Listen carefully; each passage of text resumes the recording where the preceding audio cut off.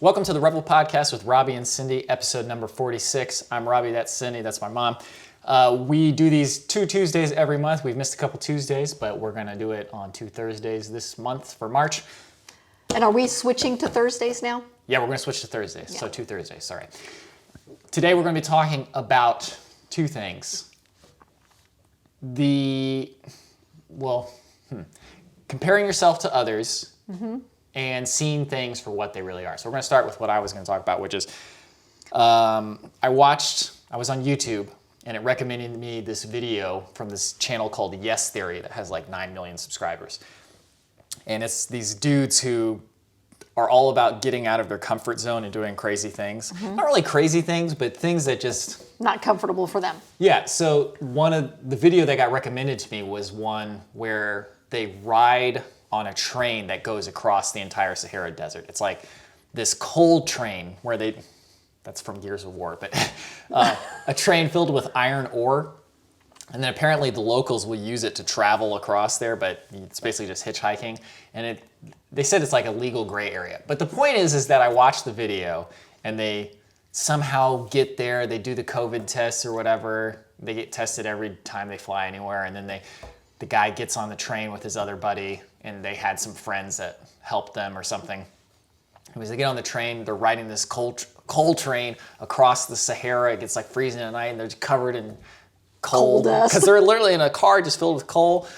And they did it, and it was a great video, and it was awesome to watch. But the whole time I was watching, this is why I can't watch videos that are I can, but oftentimes I'll watch videos that are in the same kind of genre as what I do. And when I see them, if I feel like the video is better than mine, or if they're doing more stuff, or if they're doing something that I feel like I should be doing and I'm just like too chicken or lazy or whatever. Just a slacker. Yeah, it like depresses me, and then I just feel like worthless. But this time, it actually had a slightly different effect when I started to think about that feeling. I'm like, why do I feel like that so much? The couple conclusions I came to, one is that like I can't do everything, okay? And I have a certain level of mediocrity like everybody else, okay? And every time you do one of those things, it's an opportunity cost to do something else, right?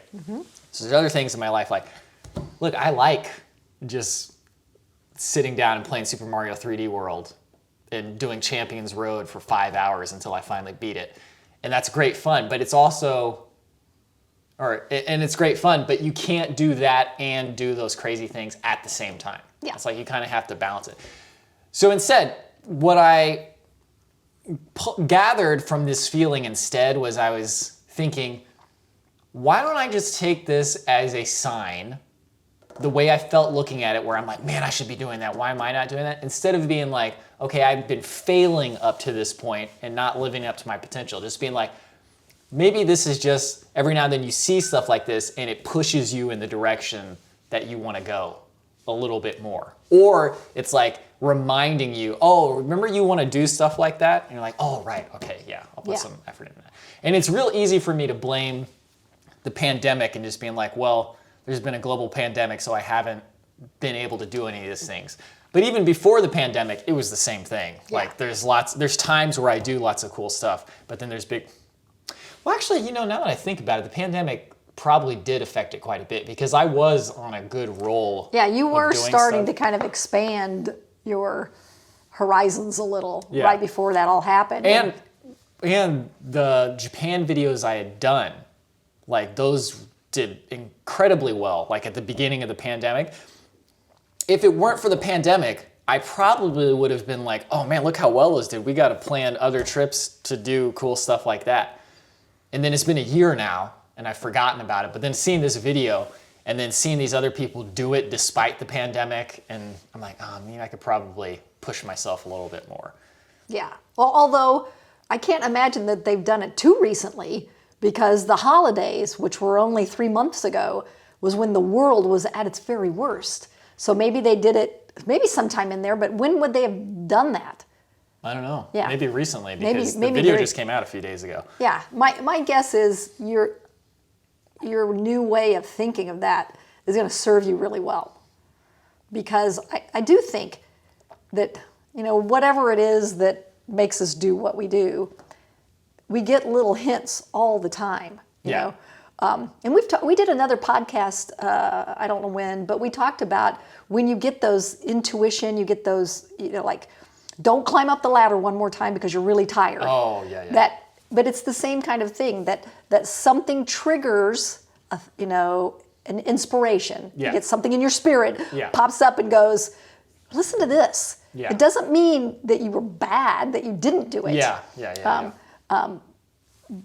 But it'll get you that, maybe some momentum. Maybe part of it is that, or one thing that might happen to people, because I think it happens to me too, is like when I was younger, right? If I saw somebody older than me doing something really cool, I felt like that was aspirational.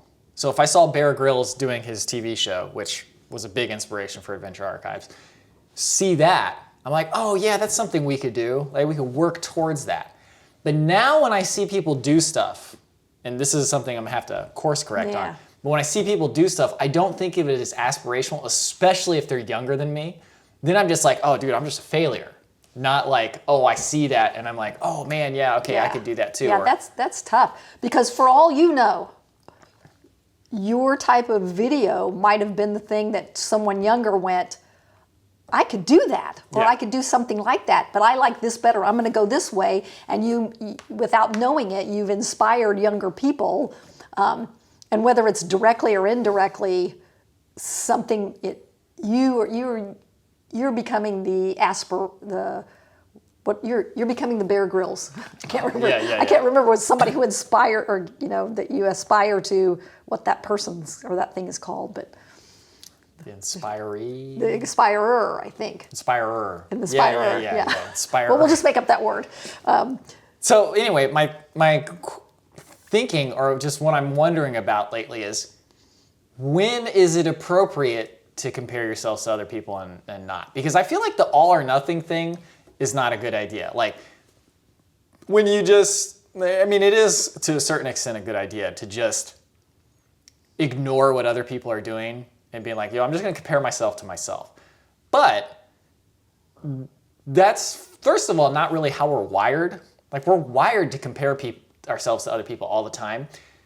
Maybe to an unhealthy degree sometimes, but that wiring is there. So it's gonna be a lot of fighting against that wiring if you're constantly saying, I'm just gonna not think about what anybody else is doing. Because I could do that. I could just be like, well, who cares what they're doing? I'll just stay the course, good buddy. That's what Ned said. But I think it might be helpful to actually look at what other people are doing and say, should I be doing something more like that? Should I push in that direction a little bit? Yeah. Well, I think as long as you're being intentional about that, instead of, I think you're right, personally, that you don't, it's not helpful to did I just bang the microphone? Nothing's going to stop you from touching a microphone. It was almost like you did it on purpose. You're like, is there a mic right here? Yep, there's a mic? Okay, good. Let me bang that thing. I just use my hands a lot. Yeah, I know. Notice that, huh? I do think it's not a good idea. I agree. It's not a good idea to just ignore what other people are doing. First of all, it's impossible. Yeah. Like you're going to see other stuff. Yeah. But to take it in a way that is, is that a milestone? Is that a standard I want to reach? Mm-hmm. Because there's lots of standards. There is nothing wrong with having a comfortable path that you like. Mm-hmm. Not everybody feels the need to get out of their comfort zone. Yeah. And whether you feel it or not, I don't know that it's always necessary to get out. If you're really good at something, you got a happy life, you're contributing to the things you want to contribute to. See, I didn't touch it. I think that's okay. But I think you have to be intentional about that, because it is really easy to psych yourself out of doing anything when you look at what other people have already reached. Yeah. And that kind of, it's not guilt, it's that sense of failure, incompetence. Yeah. I could never do that. Yeah. If you always look at what somebody else does as the right path, the path they took is the best path. There's a line in Downton Abbey when one of the maids says to the cook something about, well, I could have been this, I could have been that. And she's like, yeah, but there are many paths you can take. That's just one of them. And I think the idea of being intentional about that will help, because thinking that you were inferior, that's the word I was looking for, an inferior your internal inferiority complex, whatever the terms are for it, doesn't move you anywhere. And if you want to move somewhere, that looking at what other people do and thinking they're so much better than you and that you should be doing that, it's just like, well, we've talked about this before. You've got this great, YouTube channel that does one thing, but you're good at other stuff, and someone says, oh, well, you should do a YouTube channel about that. Yes, there are some really great YouTube channels about, I don't know what, but it doesn't mean you should do it. Or your friend who's really good at handyman stuff, and someone said, oh, you should do a YouTube channel. Oh. Yeah, I can't remember who that is. No, there's a billion things you can do. Yeah. And it is up to you to decide the path that you need. Without that, it's kind of like guilt. I think guilt is useless. It doesn't help, especially if someone's imposing it on you, but also that you are not good enough with what you've accomplished so far, or what you've experienced so far, or how you're living your life so far. Feeling inferior about it, for most people, I think, and maybe I'm just talking about myself, when someone makes me, including myself, makes me feel inferior about something, it doesn't motivate me to get better at that. It just causes a sense of, well, why try? But when I see what somebody else is doing and I go, oh, I could incorporate that, or, that's where I want to go next, that's really helpful, I think. Because your whole life is just a series of choices. Today is my choice to stay home because it's raining and there's a flood in front of my building, and and that would be really easy to do, but that's not the choice I'm going to make today. But I do have some other things that, I saw this and it inspires me to create this over here, or it inspires me to have some quiet time where I'm not doing anything. I think that's what's helpful. So as much as I think those YouTube algorithms that they pop up all these things that you could get lost in, they're not so bad as long as you are doing it intentionally and not just getting lost in it. So the big hurdles that I have, well, there's two things. First, remind me to tell you about the Final Fantasy Xbox game. Okay?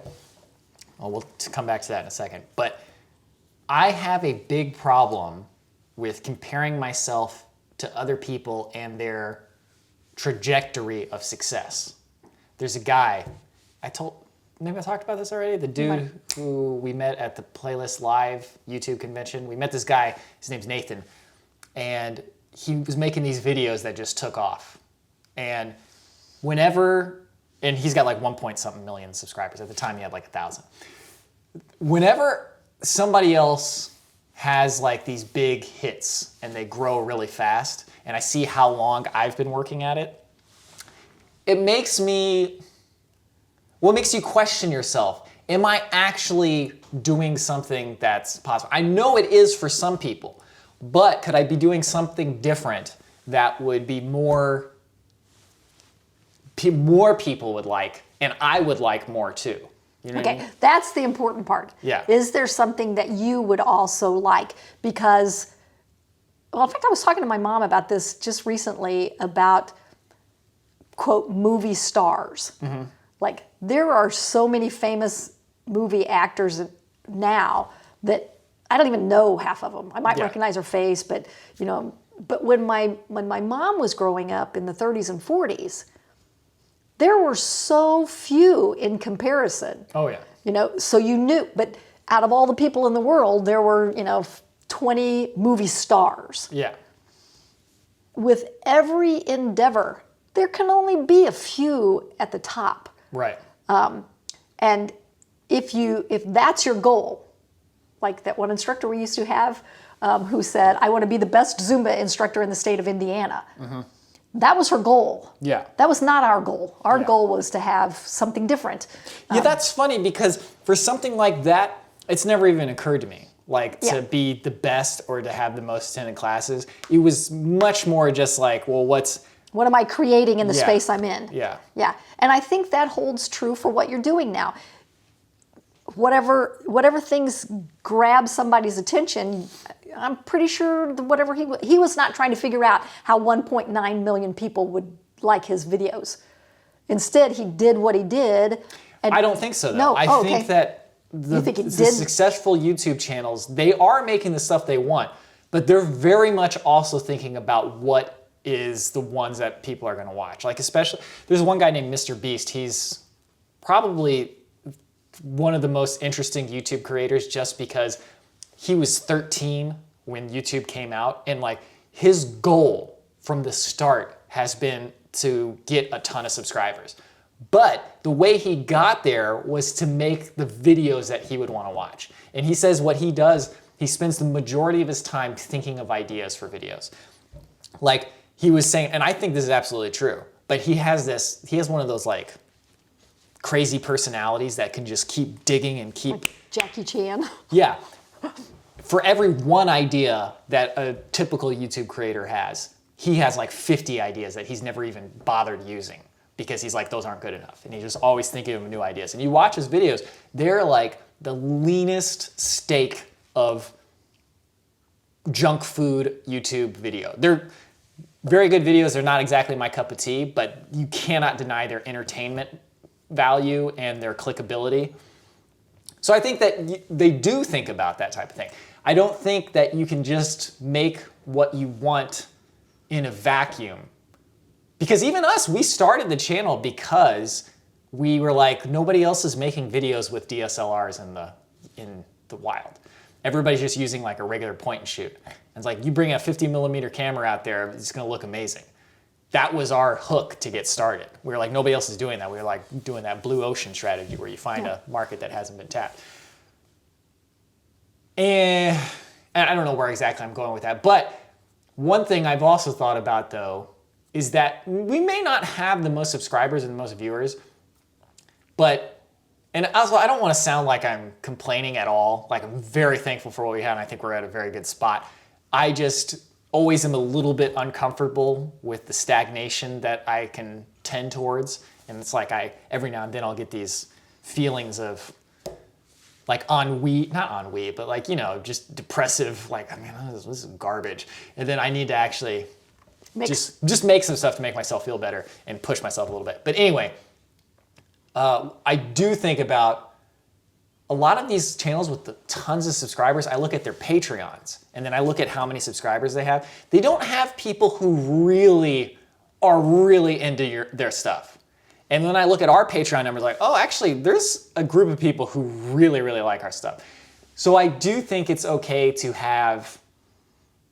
be in a section where you may not be the biggest, but the people who like your stuff really like it. Yeah. Yeah. And I think that's how we've always talked about our studio is we didn't need to, have a million franchises and do all this stuff. We wanted that community of people who really liked what we were doing. And with your YouTube channel, I mean, just the comments that you get, or even this vlog, the people who watch it, I'm always surprised at how many views we get. Me too, and the wonderful things they talk about. And, in fact, I think someday we ought to have a podcast where we just talk about all the stuff we do wrong.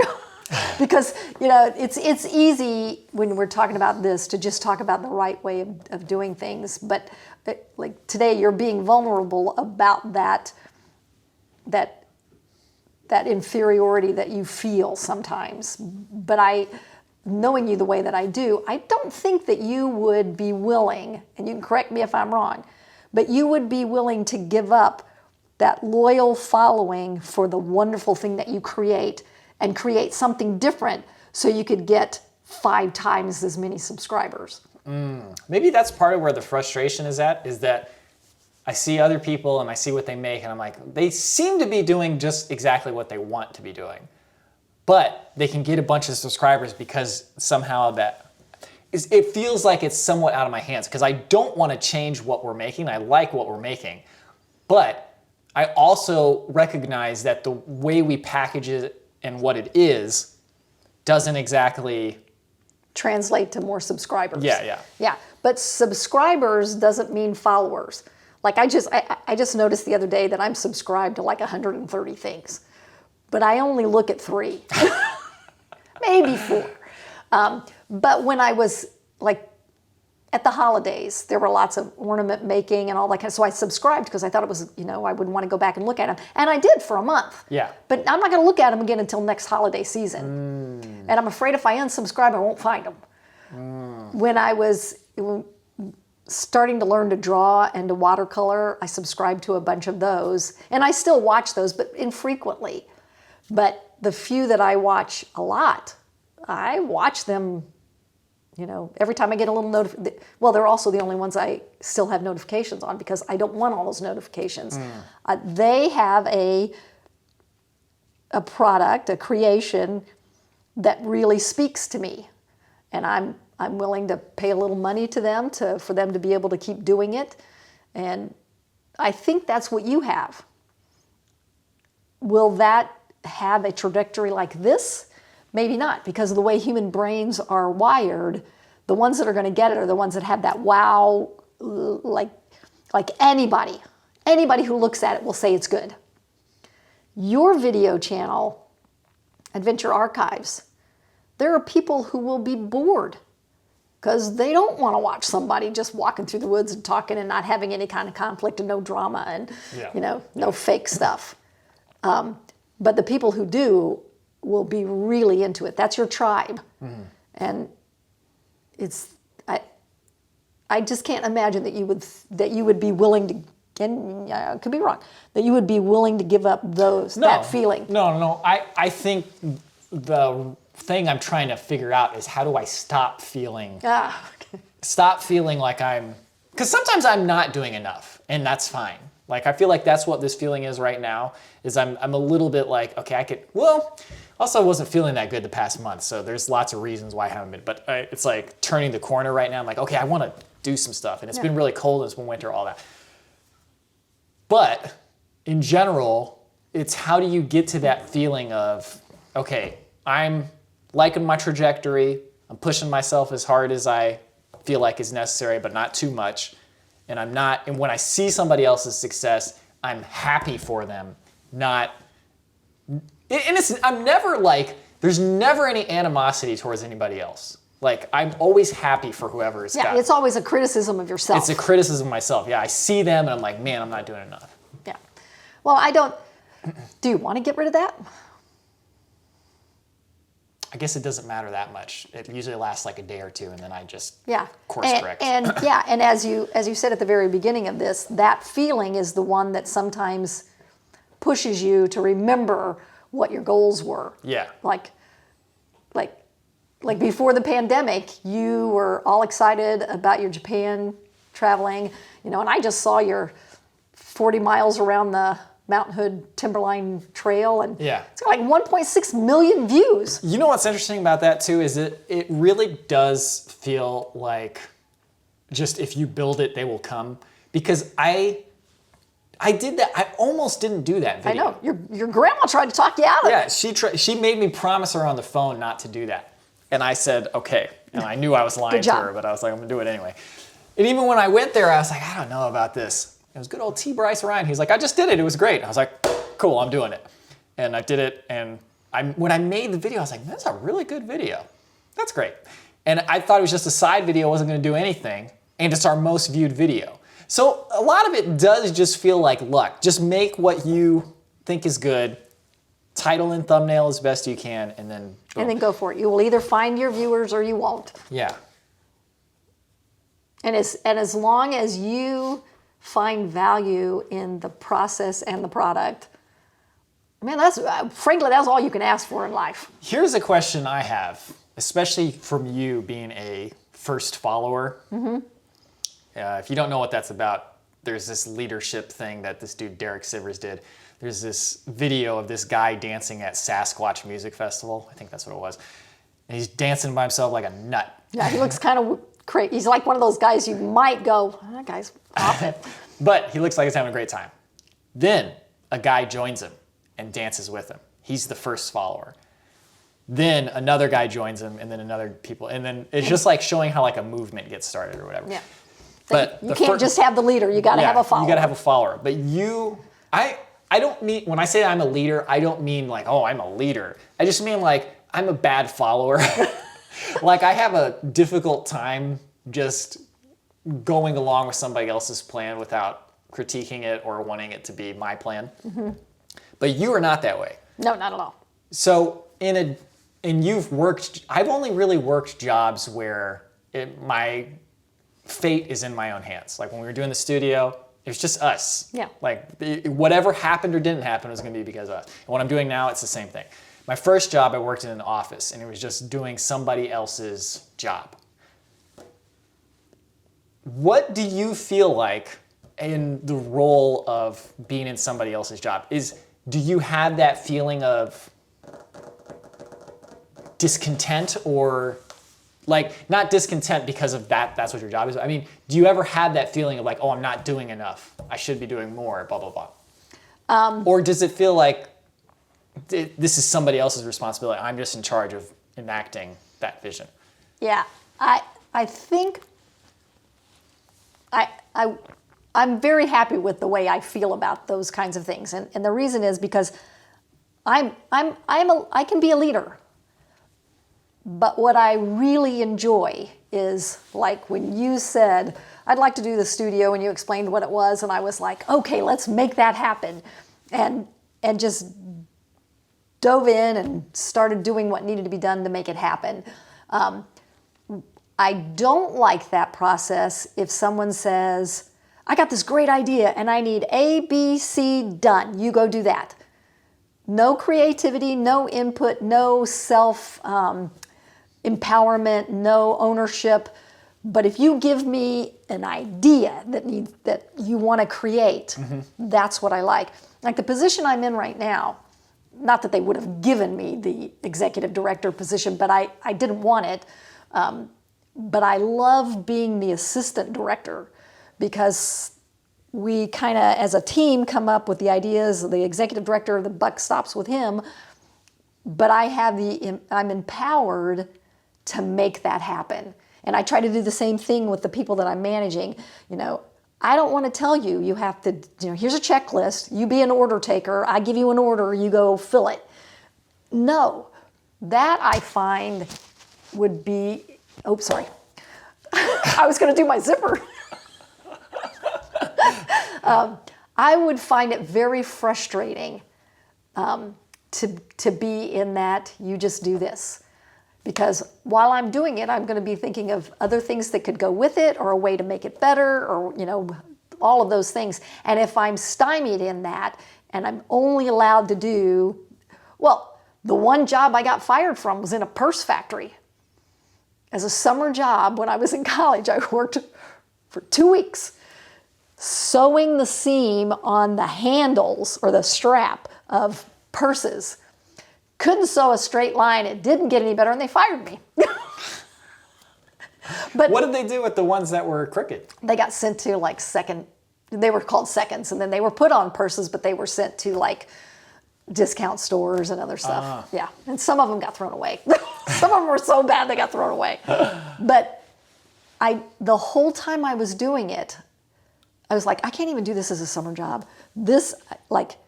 There's no creativity, and I am a creative person in some regards, but for me there was no empowerment in just doing that.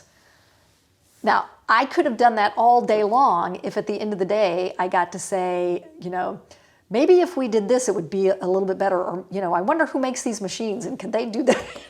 Maybe it would be helpful if there were some guides on there to keep that, all of those things. But I had no power to do that. As a first follower or a follower of any kind, you have to have a good leader who's willing to allow you to be yourself. Like in that particular video, that guy was dancing like a crazy person. Or not, no, he was just dancing. I don't want to say that because all of it's dancing. But the next guy who came up wasn't dancing the same way, nor did this guy go, hey, you're doing that wrong. Yeah, that was a key component, he invited him in. He invited him in. And then he invited other people in, and everybody was welcome to contribute to this thing they were creating. And I think that's always got what it is. So my guess is when you think about following someone, it may be actually limited, or you may just be limiting yourself. Because when we worked together on the studio, like the second time that it came around, when we moved into the big studio and we did all the signage, we did a bunch of stuff. We were both just one idea after another and trying to figure out what we could do to build it back up after all that construction. Yeah. And you moved back from Columbus. Well, I think that's maybe the thing that I'm fighting with in my life in general is just like I feel like nobody's talking about this.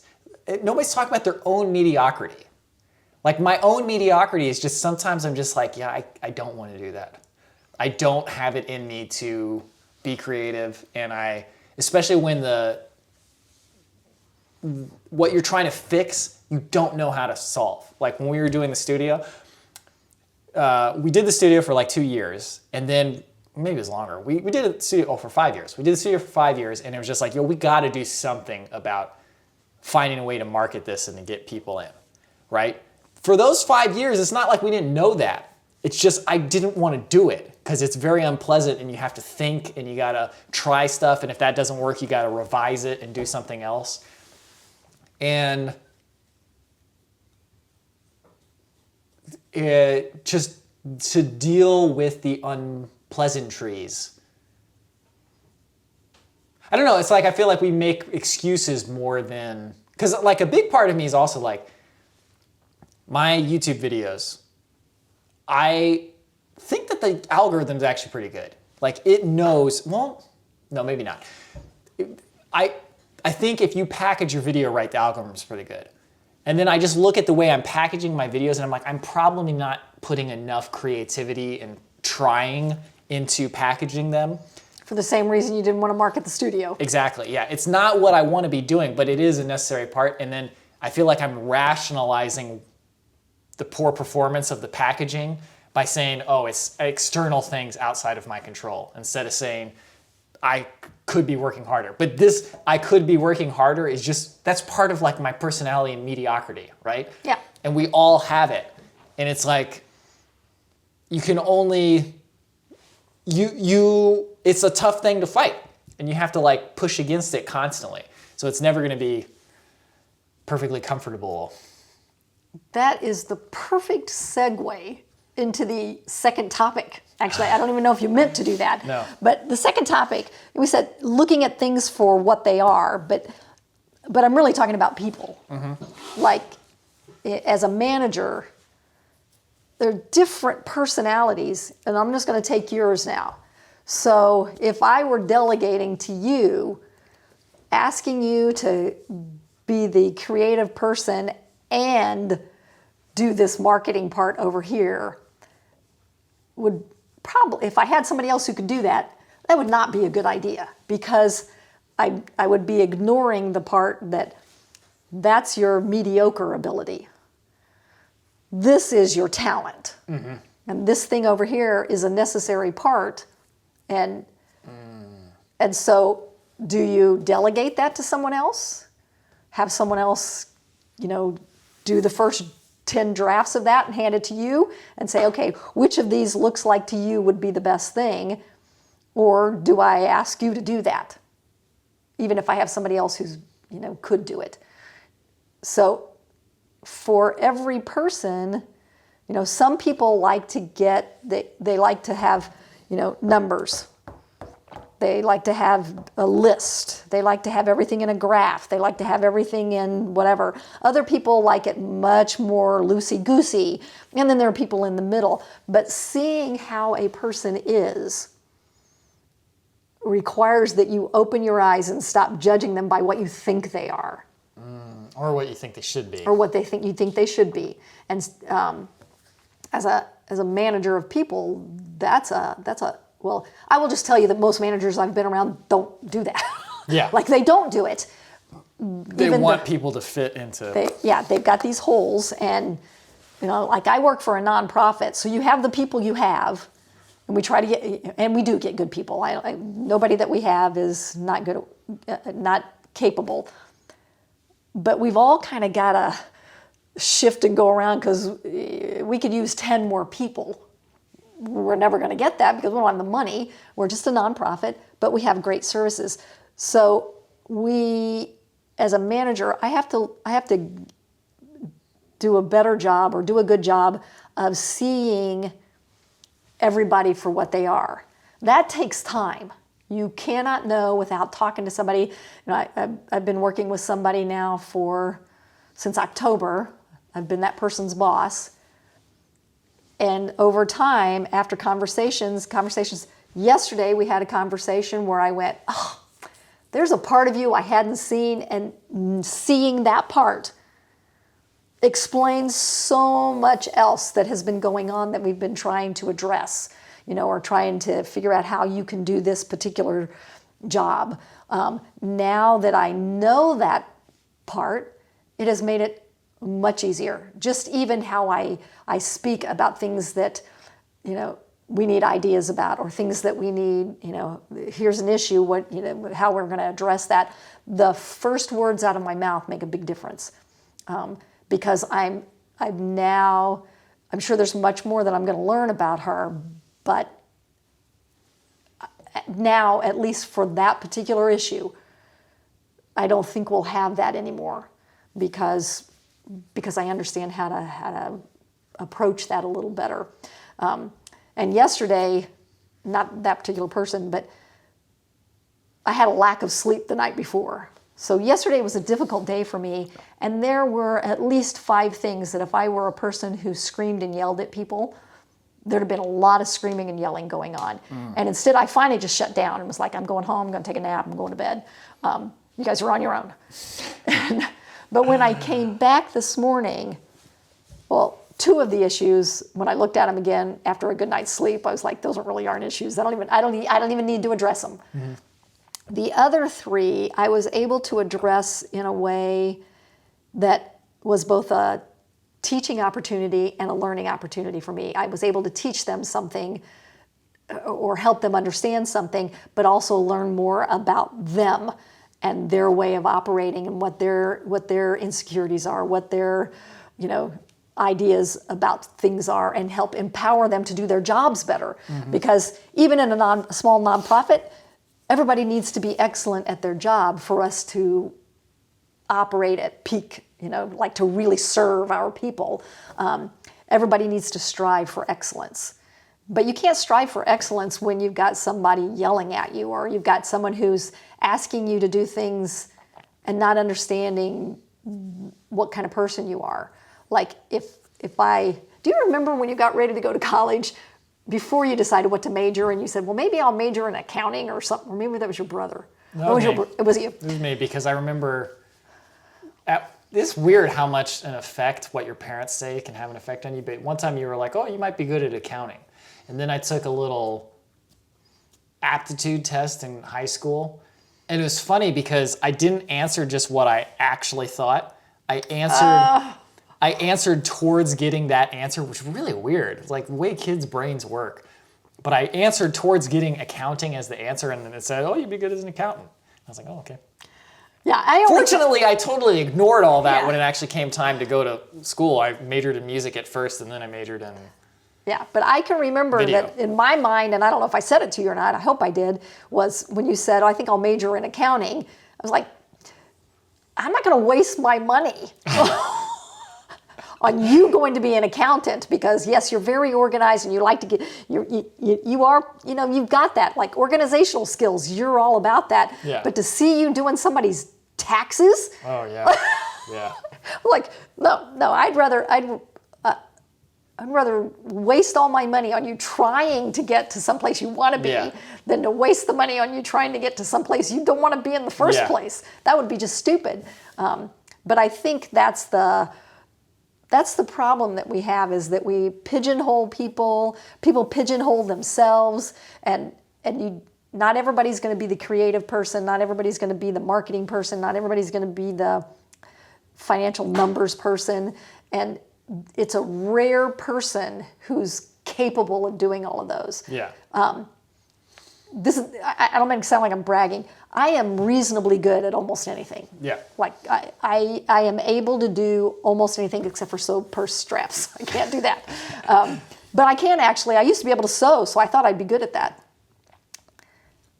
There's not that many things that I excel at. Like I can be above average at many things. You tell me you need this job done, I can get it done. Yeah. But I would prefer to focus on the ones that I'm really good at and that I really enjoy.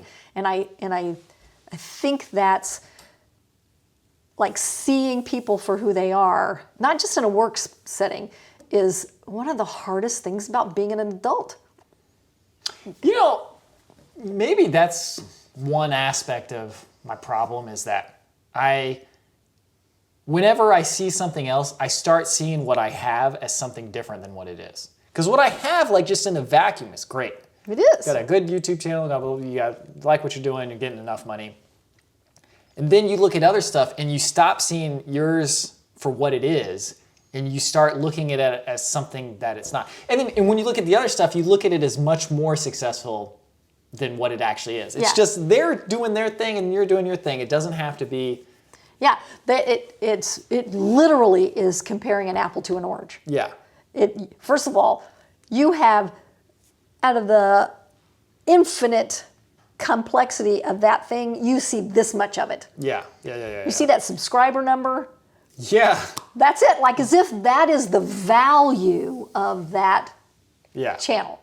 You don't know what that person's going through on a daily basis. I was thinking that too, is like Tim Rogers, he's doing gangbusters. He's that 16-hour video explanations of stuff. He's doing gangbusters, but that's not the totality of his life, right? The totality of his life actually is not very good right now. He's got health problems.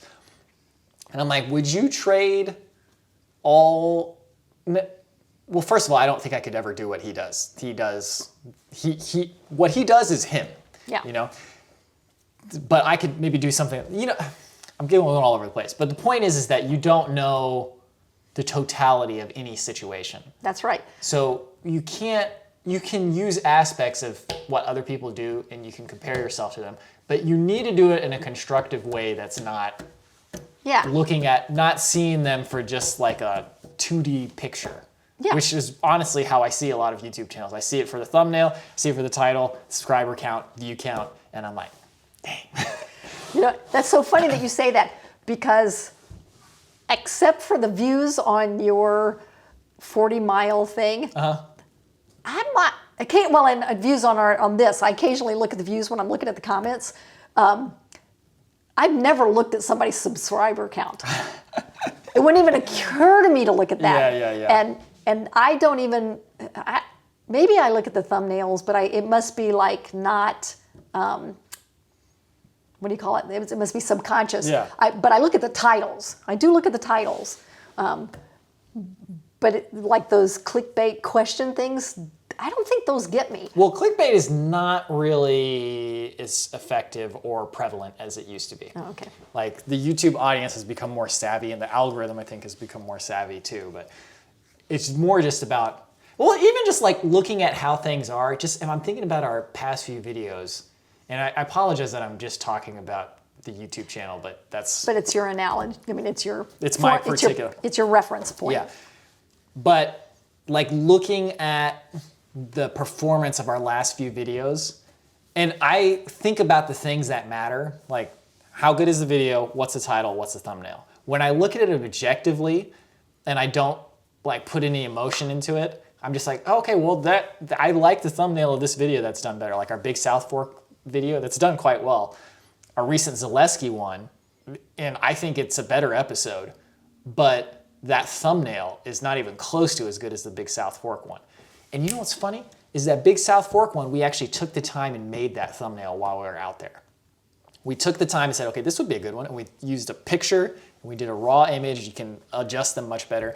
Whereas the Zaleski one's just a random video clip from the episode. It's not even a particularly good one. So it's like, if you want to look at reality, look at reality. How much effort are you putting into the thing that you say does the most to get you new subscribers? You're putting like zero effort into it. Well, it's like the big change that you made on your shout outs. Yeah, exactly. Like you suddenly decided, we're really good at creating videos. Why don't we do that? Yeah. Then maybe this is a point in where you're going to go, I'm going to go back and look at my, what do you call them, thumbnails? Mm-hmm. And like, is there any reason why, now that you know that you're Zaleski, why you haven't changed it? Yeah. Just other than I don't want to do it. Yeah. It doesn't excite me. It's not very fun. You have to look around. But anyways, the way I could go around that is just turn it into, which is how we fix the shout outs, is we turn it into something fun. Yeah. And in the same way, I've actually been very interested in taking pictures recently because I don't take pictures. And I'm like, oh, I want to learn how to take pictures a little bit better. And I could use that as an opportunity. I could take the 30 minutes, that's all it takes, to go on YouTube, go to the big subscriber channels, look at what their thumbnails look like. Just say, okay, well, what do? Do they put a face in there? How close is the face? What's the background look like? How bright is it? What's the color look like? Do they put words in there? Just do that little checklist. Take one idea and say, okay, this is an idea of what I think will work. Go out and do it and then come back. Instead of just doing the same goddamn thing you do every single time and then saying, well, why isn't it getting any better? Well, that's good. Now you're seeing. Yeah. Like self-knowledge, self-examination is good to a point. Yeah. Like, you don't want to overdo that because, anybody who examines their life too much is going to be disappointed. Yeah. Like too much of that, there's no way. Because we're not perfect, we're never going to be perfect, and we're not going to be good at everything. Yeah. We're not gonna excel at everything, and everybody's gonna have faults. Everybody's gonna have secrets. Everybody's gonna have all that stuff. Yeah. But some of it, doing it like next time we do a podcast, I want to ask you. By the way, did you go do anything about the thumbnails? Yeah. Because now you are seeing your process objectively. Yeah. It doesn't mean what you've done in the past is terrible. Yeah. It's just now you've. And it's not like when you did Zaleski that you weren't doing a really good job on the stuff that you do. Yeah. It's just that one part. Now that you're really good at the other things, you've got the time and the energy and the creative thought or inspiration to go, I can do those better. A big part of it is accepting reality, right? Yes. Because I keep wanting reality to be that the only thing that matters is the product. Mm-hmm. I just don't like it. I don't like the fact that I don't like it for my own sake too, because I don't get to find all these cool videos because they're not being floated to the top. Or I don't know about the best shop in town that sells really good shoes. Or like, for that matter, the best shoes. Like sometimes you have this perfect marriage of incredible marketing and incredible product. Like the Apple's phones, that's those for me. I mean, I know a lot of people don't like Apple stuff. I think they're incredible. Like they have plenty of... So they find their tribe. But their tribe is humongous. You can't escape it. Like the marketing is so huge and the product is so good that it's just this perfect marriage of product and marketing. But lots of stuff's not like that. Even like the studio at its prime, the studio was like this amazing product, and the marketing was like here, like the word of mouth. Like there was a point where we were making like $12,000 a month, and you got to keep in mind the rent was $5,000. Yeah. But and the teacher stuff was another $4,000. So well, it wasn't that much. It was like whatever. $2,000. Yeah, whatever. it was a lot. But the point is that I don't like that that's the thing, that you have to have great product, great marketing. But that is what is reality. Well, that is true if you want a humongous tribe. Well, if that is important to you. Well, a tribe. Like a tribe. The fact that we got to where we're at now is because of a couple of successes of marketing. Like a couple of videos did the money. Like if you look at our subscriber count, it's this. Pew, pew, Okay, well, let me ask you this. Is there something besides the video that did that? Like, did you do something different over here? Or did you just, those were like incredible product? No, they had great thumbnails and titles, which is the marketing. Oh, okay, all right. Well, So that's the question. it was like our quality is usually, like our quality has been like this, like it's gotten better. Yeah. Wherever it's at, it's here. The marketing is like this. So why did the 40-mile work? That thumbnail and that title is YouTube gold. Like that, it's a dude standing in front of a mountain. Okay, And well it says then- 40 miles alone on the trail. If you look at the demographics, it is 99% men aged like 18 to 35. So I mean, it's just like, that's the dude who's clicking on that type of video. So we found that exact thing. So then, But okay, but that's not my point. but you don't want to have to do that. Right, I don't, because I'm not good at it. Or, I mean, I can be good at it. I'm not consistently good at it, and it feels like throwing darts at the board. And I don't like that. But that is reality. And it is not such a bad thing, especially at the point we're at. It's not like we're struggling to get our heads above water. We've got this really good Yeah, base. you got a great base. So, but I want to make this more abstract because I feel like I'm just masturbating into the wind and like, who cares? Like, Robby, you're complaining about having a successful YouTube channel, you idiot. No, but it applies to everything. Yeah, it applies. What I'm saying is that, here I'll use daylight savings time as an example. I hate that the time changes twice a year. It doesn't make any sense. It's outlived its purpose. There is nobody still supporting this thing. I disagree. Okay, who? Because I feel the same way. But everybody that I've talked about said, we tried this in the 70s, and parents, it has nothing to do with farmers. Parents who are sending their kids out in the cold, in the dark, that's okay for a month or so. For the whole winter, for their kids to stand out in the dark waiting for the bus is a big deal.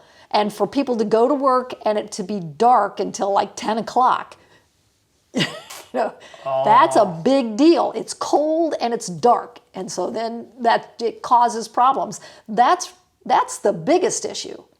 It doesn't save energy, it doesn't help the farmers, it doesn't help, but it does, especially as you get even further north than we are. We're not that far north. But you get into Iowa and Minnesota and the Dakotas and Wisconsin and Canada, they've already got really short days. Daylight savings time does, and it cuts off some of that. And it makes it better for them. Daylight savings time does or standard time? Standard time. Standard time does. For that period of time. And daylight savings time helps in the summer because then people, when the weather's nice, their kids go to school when it's light, and they have light at home. Okay, for a long time. So anyway, then let me adjust what I'm going to say. That's not what we meant to get off on. Use something else. No, I can still use that. Okay. Daylight savings time is a thing. There is going to be a time change twice a year. That is reality. Mm-hmm. I have two choices. I could call my senator until they come to my house and say, stop calling. Or I can accept that this is a thing and prepare for it. And do everything I gotta do to make this less painful for myself. Instead, I often find myself just sitting there complaining about it to the ether. I haven't called the senator. I did nothing to prepare. And now just every morning I just say, oh, why is it like this? I don't like this. And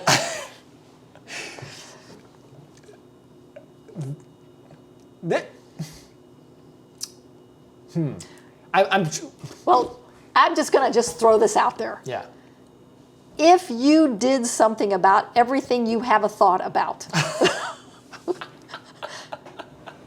it's just impossible. Yeah. You have to prioritize what's Yeah. important to you. But I think you have and I know you don't want to talk about your videos, but you have identified very clearly today, if not before, but I'm pretty sure it was before, Yeah. but today, and now you've put it out there to the world, that there is an issue that you are perfectly capable of addressing. Yeah. And so either, the proverbial do your thing or get off the pot Yeah. is now, it's now for you. Yeah. There's no more fussing around. Either stop complaining about it or go do something about it. Right. But at the same time, to get back to the two things that we're talking about today is you have to see who you are and what this thing is for what it really is, not what you want it to be. And you have to,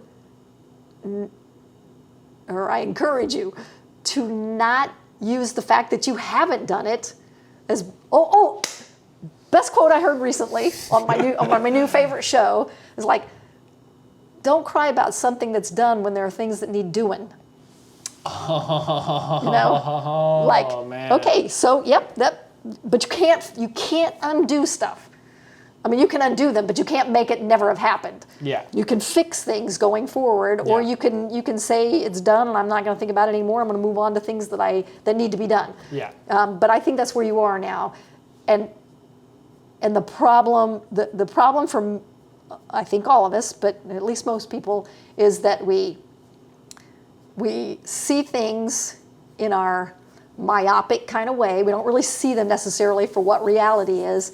And then we judge ourselves on it and use that as a way to, allows us, we allow it to stop us from going forward and doing something either about that or moving in another path and not caring about it. Yeah. It's not an either or. Just because there's something you can do and you can fix, doesn't necessarily mean you should. There's got to be some intentional judgment, and that's all you can do. I just encourage people to, not be so mean to yourself when you're doing it. Doesn't mean you're bad. Because if I think I'd have to crawl up in a hole and die if all the things I think about that I didn't do right. Yeah. If I let that be who defines, what I'm going to be today. Yeah. Yeah, you just can't. Cool.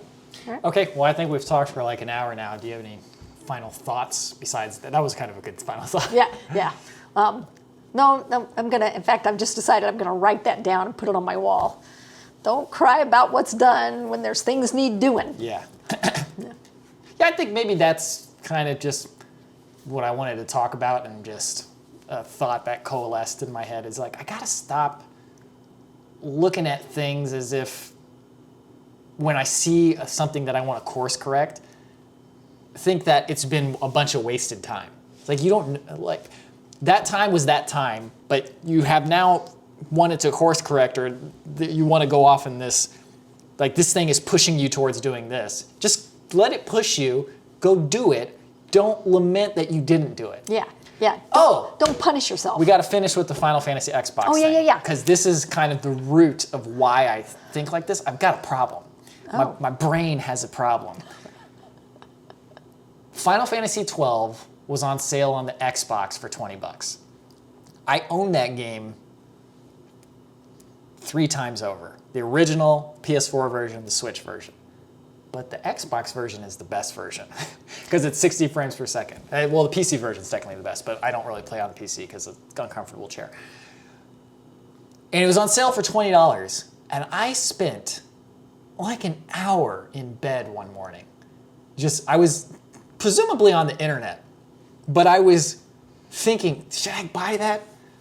Should I buy it? I don't want to miss out on that $20. Like, maybe it'll never go down to $20 again, which is insane. It'll definitely go down. Of course it will. But I just sat there in this loop, and I could not get it out of my mind. It was so sticky in my brain. And eventually I caved and I bought it. But the point is that this fear of missing out on something, and it's so paralyzing sometimes. Like, I always thought when people said fear of missing out, they were talking about like social situations. Like, I've never had that. My fear of missing out is missing out on some great idea that somebody else does on YouTube, or some limited edition art book that goes out of print. And then I'm like, oh man, I didn't get it at the time. And it's like, I didn't even think about it before. It's not that big of a deal. You can go on to other things. I mean, you can make something that's going to give you more enjoyment than buying something. There's all sorts of things, but my brain has this tendency to just stick on to things, and it's like, ah. Yeah, I've never had that, because if it's something that I want and I can afford it, it's like, I'm just going to buy that. Like, I mean, I'm not saying that I have money to just buy everything, but my wants are small. Yeah. My wants are really small. But like, I'm watching that All Creatures Great and Small, which, by the way, PBS, Masterpiece Theater, first season just got over in February. Lovely, pleasant. Just, if you just want something to just feel good about, and no murder, no abuse, just nice little normal everyday interactions. Yeah. Wonderful. Anyway, but it's about a veterinarian, a real one. He writes under a different name, and that's the name he uses in here. But it's basically his life story from the 30s.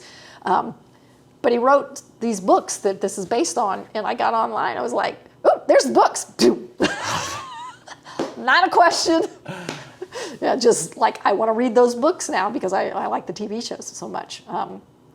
The other thing is that I have this strange sense in my brain that if I course correct and I do something different, I'm going to be yelled at for not having done that up to that point.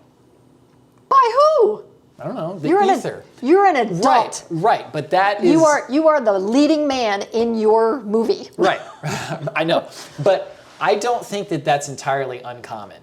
Yeah, probably not. That sense of, like, just when I moved to New York and then I came back, and I already knew at that point I didn't like it. But people said, how do you like New York? I'm like, oh, it's good, it's good.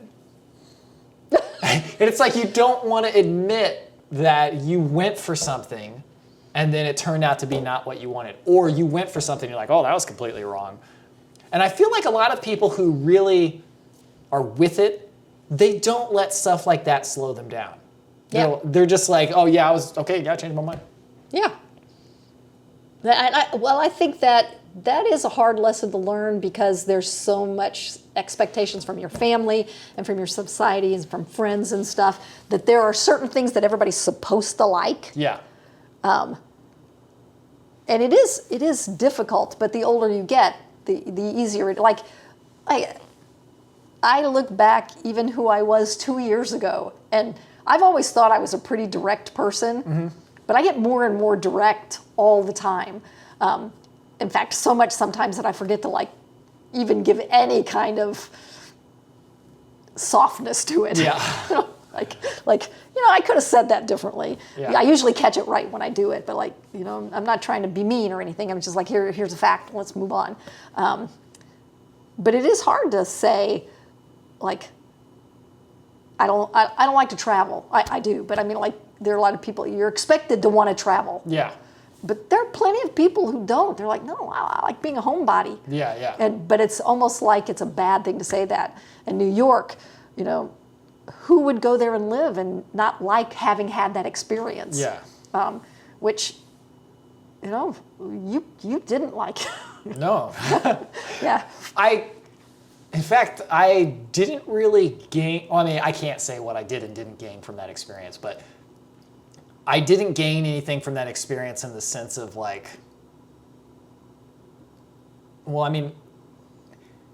feel like I didn't gain anything from that experience in the traditional senses. Like, oh, I did this cool thing and I saw this cool thing. It was more like I saw how a lot of people lived, and I'm like, oh man, that's so interesting. That broadens my horizons and I got a better sense of how people who are from California, which is weird because I was in New York, but I lived with a bunch of people from California, how people from California think about the middle of the country. They just don't know anything about it. And it's the same for the middle of the country on the coast of the country. They have no idea. And that's a huge problem in the U.S. that we could get to sometime on another topic. Well, I think just the idea of travel, I think the world would be a lot better, a lot more peaceful if everybody traveled around Yeah. and learned about other people and realized that, their ways are different, but pretty much everybody's the same. Yeah, pretty much at the end of the day, somebody eats some Pringles, watching TV. Oh no, these are good. Okay, let's end it here. Okay. But yeah, thank you guys for watching or listening. If the audio quality wasn't as good, it's because we're using these little mics and I'm testing for the Yeah, and if there's some big bangs, it's because I did this. Yeah. We'll be back probably next Thursday. We're going to be on Thursdays from now on. Same place. Okay, thank you.